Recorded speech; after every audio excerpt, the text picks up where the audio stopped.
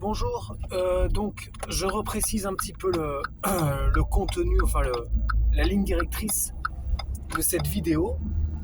Ça va concerner principalement l'aménagement de votre poste de travail quand vous êtes professeur et autiste. Et là, je vais me concentrer sur la partie audition. J'avais fait une première vidéo sur la partie vision.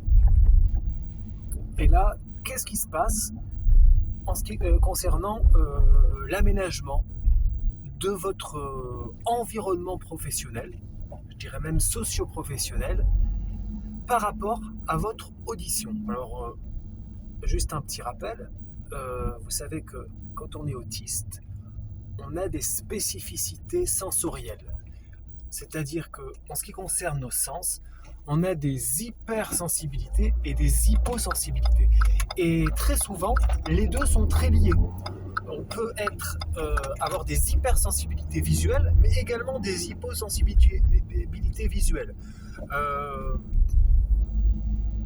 J'en ai parlé dans la vidéo précédente. Je vous rappelle aussi, je suis donc autiste Asperger, même si on dit plus ça. Je suis diagnostiqué officiellement depuis environ 4 ans. Je le sais depuis presque toujours. J'ai de forts doutes depuis une dizaine d'années. Et ça fait seulement 2 ans que je suis titulaire de la RQTH.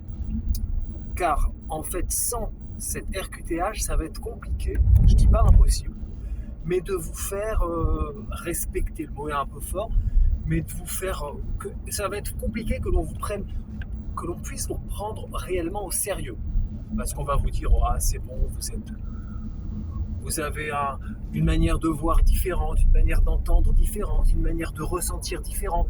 Ça va, nous aussi on a des problèmes, vous voyez. Ça peut très bien s'entendre, ce type de réaction. Moi-même, je me suis considéré comme normal, neurotypique pendant longtemps. Même encore maintenant, j'ai encore du mal à dire, mais non, en fait, je suis différent. J'ai différentes manières de ressentir, etc. Donc voilà, donc il vous faut cette RQTH, dans le sens où, quelque part, elle vous protège, puisque vous vous sentez légitime. Vous avez votre petit papier RQTH, vous êtes inscrit à la MDPH, et donc devant votre employeur, en l'occurrence là, l'Éducation nationale, vous êtes là, écoutez, je suis sur ce poste, j'ai des droits, il faut aménager un poste, il faut aménager mon poste. Alors bien évidemment, un peu comme dans toutes les vidéos que j'ai faites jusqu'à présent, je suis toujours encore très, partagé, dans le sens où des fois il y a mon ancien comportement neurotypique, où je pensais que j'étais neurotypique, qui ressurgit, et des fois il y a mon comportement autistique assumé qui est en train de d'éclore. Vous voyez ce que je veux dire? C'est-à-dire que très clairement, l'ancien Erwan, on va dire, va dire bon, ça sert à rien, c'est bon, j'ai vécu sans aménagement concernant mon édition. Je vais vous dire après plus précisément ce à quoi ça renvoie. Et après, il y a le nouveau Erwan qui dit oui, mais écoute, tu sais très bien que toutes ces petites hypersensibilités, hyposensibilités qui te pourrissent la vie toute la journée, tout le temps, ça, plus ça, plus ça, plus ça, si on n'aménage pas, ça pète. Et du coup, ça se voit. Et là, les collègues, ils se disent, oh punaise, c'est un vrai, oh là là, là c'est l'autiste qu'on veut pas voir, c'est l'autiste qui a pété son câble, qui a tout défoncé, qui a fait une crise, clairement une crise autistique. Voilà. Donc pour remédier à cela, pour amoindrir les difficultés, il faut, ça paraît très bizarre, très minime au départ, mais c'est essentiel d'aménager votre poste pour tout simplement travailler plus sereinement, dans de meilleures conditions. Alors, concernant l'audition, on arrive dans le vif du sujet. Très clairement, au départ, moi-même je pensais que j'avais une hyposensibilité auditive, que j'avais des problèmes des fois pour entendre certaines choses. Même ma femme très souvent me disaient mais c'est bizarre, des fois je te parle, tu n'écoutes pas, j'ai l'impression que tu n'entends pas ce que je te raconte, etc. À tel point qu'il y a une quinzaine d'années à peu près, elle m'a demandé d'aller faire des tests pour tester mon audition. Or, il se trouve que j'avais une audition tout à fait normale, voire même supérieure, on m'a dit. Bah oui, parce qu'en fait, ça donne l'impression, et c'est pas une impression, c'est réel dans les faits, que parfois il y a certaines choses qu'on n'entend pas, parce qu'on est tellement concentré dans nos pensées, sur un sujet particulier, ou omnubilé par quelque chose de bien spécifique, qu'il y a des informations qu'on c'est très lié avec le TDAH aussi, hein. Trouble déficit de l'attention, tout ça c'est interconnecté. Et d'ailleurs, j'en parle également dans les vidéos précédentes, je suis toujours en train d'essayer de dire est-ce que ça relève de l'autisme, est-ce que ça relève du TDAH, c'est un peu les deux, parce que je suis à la fois autiste et le TDAH, c'est un peu les... Comment dire ça, on parle de comorbidité, j'aime pas trop ce mot, on parle d'un... Ça va très souvent avec, hein, et je me familiarise avec tout ce langage qui quelque part est nouveau pour moi depuis quelques années. Bon là vous voyez je m'égare, ça c'est le côté aussi digression sur digression, voilà. Donc au premier abord, l'impression qu'on n'entend pas toutes les infos. Effectivement, tout ce qui passe à l'oral, c'est difficilement monopolisable, fixable. Je ne sais pas si ça se dit. D'où l'intérêt d'avoir des repères écrits, visuels.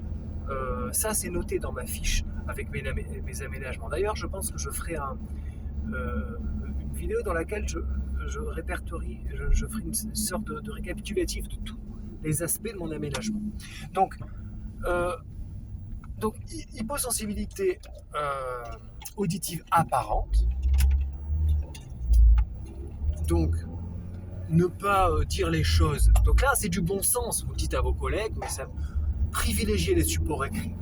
Et vous voyez que audition, vision, c'est très lié. Hein. Tous les sens, de toute manière, sont interconnectés. Privilégier les supports écrits. Hein, les pictogrammes, des fois, pour certaines choses. Les infos, ça circule très vite, je sais bien, dans le monde du travail. Et en plus, je ne veux pas jouer sur les clichés, mais je travaille dans une école primaire. Le monde de l'école primaire, c'est quand même super féminisé. Hein, et les femmes entre elles, je suis désolé de le dire, mais l'info passe beaucoup plus vite à l'oral. Je veux pas, ça fait le macho, mais c'est que voilà, des fois, l'info elle part dans tous les sens. Moi, je suis là, waouh, il y a trop.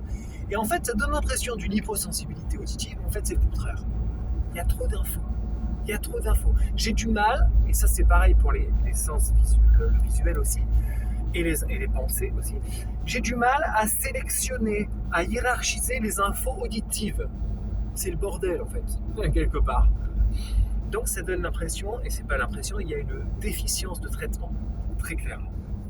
Donc privilégier les supports écrits. Ça sert à rien entre deux portes de dire ouais Erwan, tu sais quoi, faudrait faire ci, faudrait faire ça. Bah ouais, tu sais quoi, nanani nanana. Vous allez le dire, moi poliment, j'ai eu l'habitude, ça fait pendant 40 ans, j'ai dit ouais d'accord. Mais 2 minutes après, j'aurais oublié parce que je l'aurais pas fixé. Maintenant, elle commence à savoir. Attends Erwan, je vais te noter. Tac. Voilà. Ça, c'est très important. Voilà. Alors après, très clairement, cette illusion, impression de déficience auditive est en fait une hypersensibilité auditive. C'est-à-dire que tous les bruits environnants ne sont pas traités de la même manière que chez un neurotypique. C'est-à-dire que tout est en vrac, tout est en même temps. Là, la voiture qui vient de passer, le clignotant que je viens de mettre, tout un ensemble de choses. Et ça crée une fatigue terrible. D'ailleurs, il m'arrive de conduire avec le casque anti-bruit. Mais des fois, je n'ose pas encore le mettre trop. D'ailleurs, je l'ai pas mis. J'en ai un dans ma classe, un dans mon bureau. Et on va m'en donner un pour le travail aussi. Voilà, on arrive au fameux casque anti-bruit. Un peu le symbole, hein, vous savez, de l'autiste qui est dans sa bulle avec le casque anti-bruit. Moi, très longtemps, je me suis dit, mais j'aurais pas besoin de ce truc. Ben, en fait, oui. Par contre, attention, le casque anti-bruit, c'est extraordinaire. Pour moi, ça me change la vie. J'en peux plus rire hein, qui pensait. Poum, poum, ça vous permet de faire redescendre la pression, de filtrer les sons désagréables, ce que vous continuez à entendre. Vous pouvez tenir une conversation. D'ailleurs, vous pouvez remarquer que si vous arrivez à tenir une conversation avec votre casque anti-bruit, ça veut dire que ça va, à peu près. Par contre, si vous entendez plus trop ce que vous dit votre collègue et tout, si vous êtes vraiment fatigué et que ça sert à rien, il faut vraiment vous isoler. Moi, je remarque ça comme ça. On est tous différents, hein, bien sûr, mais c'est important de noter ce genre de petits détails qui sont super importants parce que tout repose sur une convergence de tout un tas de détails. Et bien évidemment, en ligne de mire, il y a ne pas péter un câble. C'est ça en fait le truc. Ne pas péter un câble. Donc, gérer tous les sens par des adaptations. Donc, des supports écrits pour les collègues. Ne pas multiplier les infos blablabla orales, les blabla, les machins. Les réunions, c'est pareil. J'ai le droit de m'absenter lors de certaines. Là, je diverse, je m'échappe un peu du sujet, mais c'est pas grave. Parce que des fois, trop d'interlocuteurs en même temps, ça parle dans tous les sens. Je suis perdu, stop, j'ai le droit de m'absenter. C'est noté, maintenant j'ai le droit. Je parais plus comme. Je donne plus l'impression d'être un psychopathe qui se lève de la réunion, qui s'en fout. Non, des fois, je suis en surcharge, j'en peux plus. Il y a trop de trucs dans les oreilles, c'est surcharge auditive. J'en peux plus. Je ne sais même pas si ça se dit, mais ça peut être pas mal. Surcharge, c'est surcharge cognitive, on apprend ça dans le langage de la pédagogie. Surcharge auditive. J'en peux plus. Donc, casque anti-bruit, le fameux, l'essentiel, l'indispensable. Alors, prenez-en un correct, même si ça coûte cher, une bonne 50aine d'euros. Les trucs que vous prenez chez dans les magasins de bricolage et tout, ça c'est vraiment pas terrible. Investissez là-dedans. Je sais que tout est cher. Et d'ailleurs, votre travail doit vous fournir un casque anti-bruit. Voilà. Moi au départ, j'étais là, je veux pas déranger, donc j'achète mon casque anti-bruit pour la maison. Mais il m'en faut un pour le travail, c'est tout. C'est comme si le gars, il amenait ses outils de travail de chez lui. Ah non, ça fait partie de mon travail. Ça m'arrive même de le mettre des fois dans la classe. Mes élèves sont habitués. Quand je commence à être un petit peu fatigué, je le mets dans la classe. Ce casque anti-bruit, il faut vraiment... Donc, oui, je disais dans les magasins de bricolage, c'est vraiment des sous-casques anti-bruit, c'est pour passer la tondeuse et tout. Et en plus, si vous avez la chance d'avoir un bout de jardin à une tondeuse, moi je revis hein, maintenant quand je passe la tondeuse. Mais avant, je ne mettais même pas de casque anti-bruit parce que je voulais pas. Oh, c'est bizarre, c'est pour les gens un petit peu maniérés. J'avais plein de préjugés. J'ai été élevé comme ça en fait. Et en fait, non. Je peux continuer à vivre 40 ans comme ça, sans casque anti-bruit, mais en fait, je vais m'user, me fatiguer, m'énerver, être irritable, ça va être très compliqué. Et donc, le casque anti-bruit, c'est vraiment super important. Si vous n'avez pas de casque anti-bruit, mettez des oreillettes. Moi, je mets aussi des boules caisses. Par-dessus les boules caisses, je mets le casque anti-bruit. Quand je veux être apaisé, isolé. Voilà. À la piscine, quand vous faites de la piscine, bah ouais, je comprends maintenant pourquoi je passe mon temps sous l'eau. C'est le monde du silence, vous savez, le cliché du... C'est ça. Vous coupez un des sens, un des 5 sens, en l'occurrence l'ouïe, et vous respirez. Voilà. Donc très très important. Donc demandez à votre travail un casque anti-bruit. Les chaises aussi. Déplacement de chaises. Faire installer. Ils vont faire ça aussi. Je vais vous tenir au courant de tout ce qui... parce que je vais avoir une réunion à la rentrée avec... l'organisme qui s'occupe d'intervenir dans ma classe pour installer des tas de choses, les lumières, je vous avais parlé, adaptées. Donc, pour l'audition, les chaises, sous les chaises, ben ouais, on va mettre des trucs, ils vont mettre des patins, des trucs, et ouais, ça fait le mec chiant, hein, le mec qui fait des caprices, mais ça, plus ça, plus ça. Après, il y a du bon sens aussi. Là, c'est pas l'aménagement matériel, mais choisissez... moi, par exemple, je choisis de travailler dans un environnement avec des petits groupes. En IME, vous avez 7 élèves, 8 élèves. C'est mieux qu'une classe de 30. Je vais même pousser. Ça m'est déjà, peut-être que je le ferai, j'en sais rien. Il m'est déjà arrivé de me dire, pourquoi pas travailler avec des sourds-muets, passer l'habilitation, apprendre le langage des signes, etc. Bah ouais, parce que, alors bien sûr, vous dire, t'as qu'à pas faire prof, bah oui, d'accord, sinon je peux travailler au CNED aussi, ça c'est possible, j'ai le droit, avec là, ce petit bruit, par exemple, il est insupportable. Voilà, là je m'arrête. Avec la RQTH, j'ai le droit de travailler au CNED. Après, c'est un petit peu, je vivrais ça un peu comme une forme de régression, de mise au placard. C'est-à-dire, bon, j'ai passé plusieurs années avec les neurotypiques dans des établissements divers et variés, et après, hop, je travaille au CNED, je suis enfermé chez moi, dans ma maison, j'ai plus de contact avec... peut-être que j'arriverai là, mais je verrai ça comme une régression. Là, on est en train d'aménager ma classe. C'est un truc de fou pour moi. Ça n'a jamais été fait auparavant. Auparavant, en fait, l'aménagement, c'était quoi? C'était prendre des cachetons, être régulièrement en arrêt maladie, prendre de l'alcool, m'effondrer quand je rentre à la maison. Voilà, c'était ça les aménagements. C'était des aménagements qui venaient de moi-même. Donc voilà, donc les patins sous les chaises, le casque anti-bruit, des petits groupes d'élèves, forcément. Pour la sonnerie, alors ça pour l'instant je ne l'ai pas encore obtenu, mais ça va venir. Parce que j'ai demandé à ce qu'on diminue la sonnerie au docteur de l'inspection, de l'éducation nationale.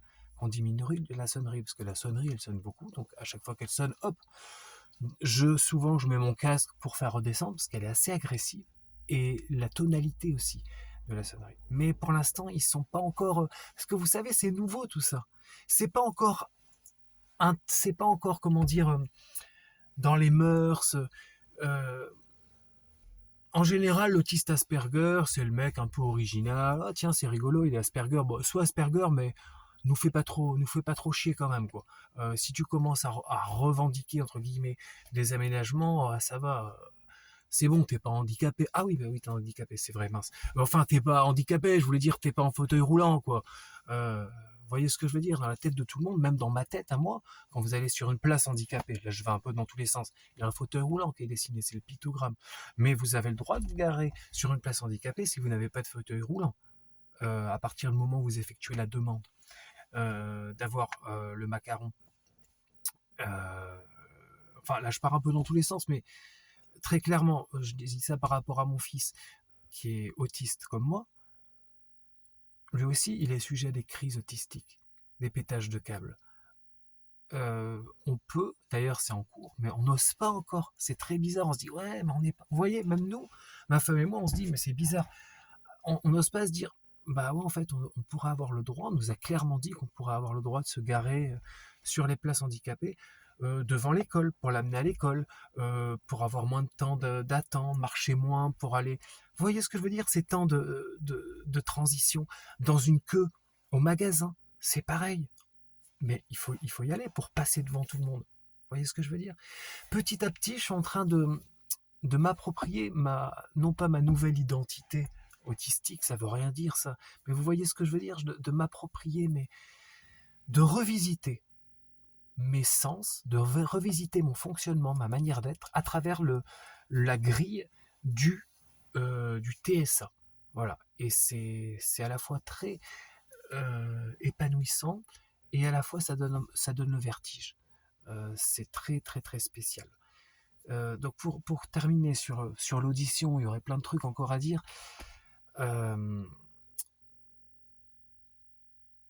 Oui, le casque anti-bruit, c'est pareil. Au départ, je n'osais pas le mettre. Parce que c'est quand même un truc... Bon, maintenant, de nos jours, c'est quand même mieux, parce qu'on pense que c'est un casque sans fil pour écouter de la musique. Mais vous voyez le regard des autres. Ça, c'est important aussi. Surtout quand on a été neurotypique pendant 40 ans. Je sais bien que je ne l'ai jamais été, mais vous voyez ce que je veux dire? C'est dur de switcher, même pour l'entourage. Ah bah tiens, c'est bizarre, Erwan. Maintenant, tu mets un casque anti-bruit. Ça y est, c'est une mode, c'est une lubie. C'est quoi ça y est, tu te la joues autiste. Bah, vous savez, quand vous finissez à vous faire recoudre la main aux urgences, quand on vous met des broches dans la main parce que vous n'avez pas écouté votre corps et vous avez fait une crise autistique, quand on vous met des broches dans la main, que vous avez de multiples fractures de la main parce que vous avez mis des grands coups de poing dans un mur, là, c'est pas, vous n'êtes pas dans le caprice. Ouais, quand vous passez une semaine en hôpital psychiatrique parce que vous pensez que vous êtes un putain de malade mental, et après on vous dit bah non, en fait, vous n'êtes pas schizophrène, vous n'êtes pas bipolaire. Attention, hein, je dis rien contre les schizophrènes et les bipolaires. Je dis pas que c'est. D'ailleurs, on peut très bien être autiste et bipolaire, autiste et schizophrène aussi. J'ai appris ça. Bon, moi c'est pas mon cas. Tout ça, c'est pas un luxe en fait. Vous voyez ce que je veux dire? C'est un peu le iceberg. De l'extérieur, les gens se disent bon, c'est un autiste Asperger, un autiste de haut niveau. Ouais, il va aménager son poste. Oh, il fait chier quand même. Il fait chier. Avec ses petites spécificités auditives, les yeux, le toucher, ses poses sensorielles. Moi, j'étais comme ça avant. Je me disais, mais qu'est-ce que c'est que ces conneries, quoi? Et en fait, maintenant, je me dis non. Écoute tous tes petits signaux. Ton corps, c'est une multitude de signaux. Et tu dois être à l'écoute de ton corps. Et a fortiori, depuis que je n'ai plus d'antidépresseurs qui me shootaient, que je ne prends plus d'alcool, que je ne prends plus d'anxiolytiques. Voilà. Écoutez votre corps. N'ayez pas honte de votre corps, de vos sensations. C'est normal si vous pleurez, si vous vous irritez. Et comment dire ça? C'est un cercle vicieux en fait. Plus, par exemple, pour revenir à l'audition, plus vous êtes fatigué, plus les petits bruits vont vous agacer, vont vous énerver. Plus vous avez... Et plus vous allez être encore fatigué. Et plus les petits bruits vont vous énerver. Et plus, vous voyez, c'est un cercle vicieux. C'est terriblement vicieux. Donc, pensez à vous isoler, casque anti-bruit, fermez les yeux. Ça c'est pour la vision, mais tout est lié. Très important. Très important. Pour l'audition, écoutez juste les battements de votre cœur, votre respiration. Concentrez-vous, vous restez focus sur un aspect, c'est ce qui est d'ailleurs très dur justement, a fortiori quand on est autiste, sur un aspect sonore, votre cœur, votre respiration, vous intériorisez. Et ça vous permet de vous calmer. Donc dans votre classe, bien évidemment, vous allez essayer de parler le plus doucement possible aussi. Ça c'est pour que les élèves ne parlent pas fort non plus. Vous savez très bien, ça c'est des trucs que tout prof doit connaître. Plus vous criez, plus les élèves crient, etc. Voilà. Je pensais à un truc aussi. C'est un détail encore, mais le fameux tableau avec le bruit de la craie, ça me rend. C'est un truc de malade mental. Alors c'est pareil. Oh là là, j'ai dit malade mental. Bah ouais, bah on est des malades mentaux quelque part. On a le mental qui est un peu affecté, malade. Alors non, c'est pas le terme. Bon bref, on s'en sort plus parce que j'ai encore des expressions neurotypiques. Vous voyez ce que je veux dire? Alors voyez, ça. Tout le monde va vous dire ah oui, mais moi aussi le tableau. Mais vous vous rendez pas compte à quel point, surtout un tableau Velleda. Un tableau, enfin pour moi c'est ça. Moi il y en a pas heureusement dans ma classe. Heureusement qu'il y en a pas. Il y en a de moins en moins. Mais genre ça, aménager de votre classe, c'est super important. Un support pour écrire sans bruit. C'est le bruit là. Puis c'est horrible. Vous voyez. Et il y a encore plein d'adaptations. Plein d'adaptations. On peut décliner ça à l'infini. Et j'irais même jusqu'à dire que vaut mieux exagérer au maximum votre hypersensibilité auditive et hyposensibilité, vous savez bien que les deux sont liés, pour obtenir quelque chose d'à peu près correct et vivable. Moi, je veux plus non pas faire de concessions, mais je veux plus subir ce que j'ai subi pendant des années en me disant c'est normal, c'est toi qui déconne. Non, va falloir adapter, trouver des adaptations. Et il y en a plein d'autres. C'est encore en cours, c'est encore le début. Là, je fais cette vidéo, mais demain, tout à l'heure, dans une semaine, j'aurai encore un avis, non pas différent, mais qui aura évolué sur la question. N'hésitez pas, merci d'ailleurs, j'ai vu qu'il y a quelques personnes qui ont commencé à mettre des commentaires, ça m'a fait vraiment plaisir, et c'était super constructif, et n'hésitez pas à me dire, bah là, je me reconnais, ou là je me reconnais pas du tout, bah je suis pas d'accord, ouais, tu pars dans tous les sens, n'hésitez pas à me donner des conseils, ou à me dire, ça, vous voyez, je progresse pour interagir aussi également, ça c'est un problème également. Avant, je n'avais qu'une envie. Bon, là, je digresse, mais c'est pas grave. Je vais arrêter pour l'audition.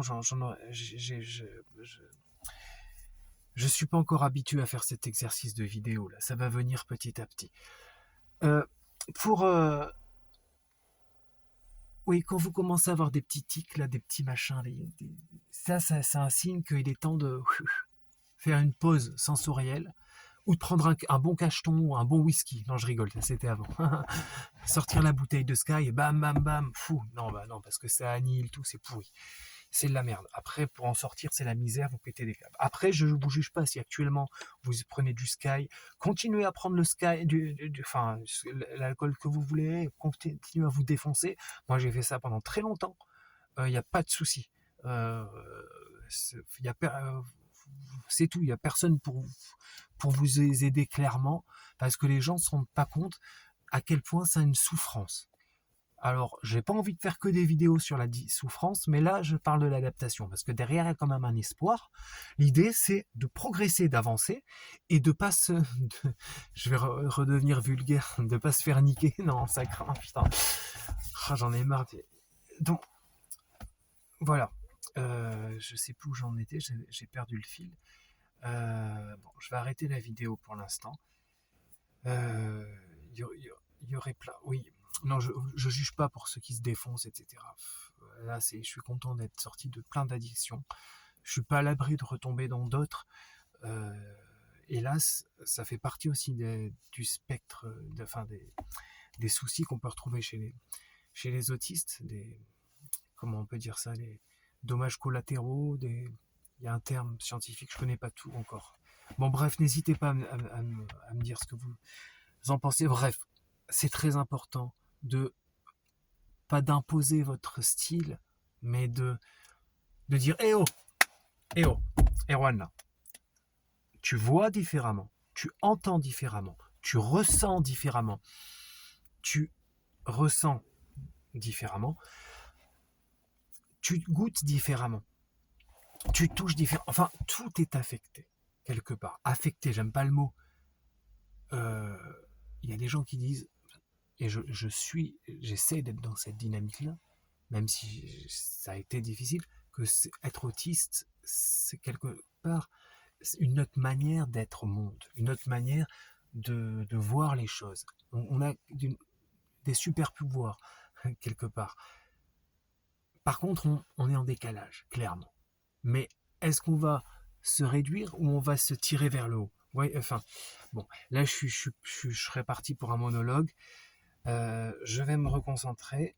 Je vais continuer sur l'aménagement. Je vais vous parler d'autres choses aussi. Et j'ai des tas d'idées, enfin, l'idée de vidéo à faire.